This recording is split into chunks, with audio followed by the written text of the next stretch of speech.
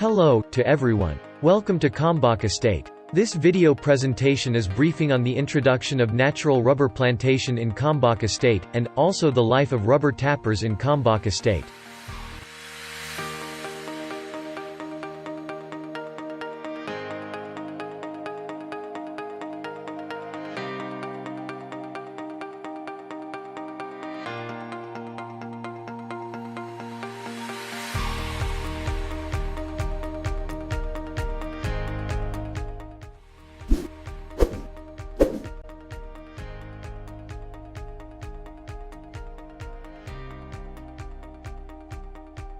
Kombok Estate is fall in the central region of Peninsular, Malaysia and in the state of Negri Sembilan.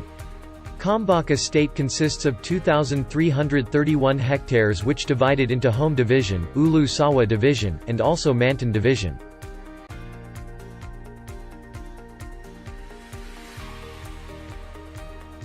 In Kombok Estate, there are about 77% of hectareage are planted with oil palm and 23% are planted with rubber. To be specific, there are 264 hectares of immature rubber as well as 183 hectares of mature rubber with a total of 37 rubber tappers in this estate. Next, we will be moving into the topic of history of rubber. Where origin of rubber tree, Hevea brasiliensis, is one of the most superior type among the Hevea species. It is originated from a tropical rainforest in South America, also known as the basin of Amazon River. In 1875, Sir Henry Alexander Wickham collected 7,000 seeds from Amazon, Brazil and bringing the seeds way back to England. In 1876, he planted 2,800 seeds at Royal Botanic Garden, Kew, London. In 1877, Henry Nicholas Ridley brought 20 seeds to Asia where he plants 9 seeds at Singapore Botanical Garden, 9 seeds at Kuala Kangsar, 1 seed at Malacca and another 1 seed was lost in his journey. In 1898, the first rubber plantation was established. In the end of 19th century, there was roughly 2,500 hectares of rubber being grown in Asia. While in the early of 20th century, the rubber plantation had increased to 1.3 million hectares in Malaya. This is the natural rubber plantation during the early 90s. Furthermore, the pictures showing that the laborers were carrying their harvested latex after the morning tapping. The laborers weighing latex on a small holding. After weighing, the workers are sending their harvested latex for the sampling. Subsequently, the fresh latex was transported to mill or factory for further processing. This is the manager bungalows during the 90s. Next, let's have a look on the general information on the rubber trunk. Generally, the rubber trunk consists of 3 layers. First, tree bark, this is the outermost layer of stems and roots of the rubber tree. Second, cambium, where this layer of growing tissues produce new cells. Third, the fibrous structure tissues where we call it as wood.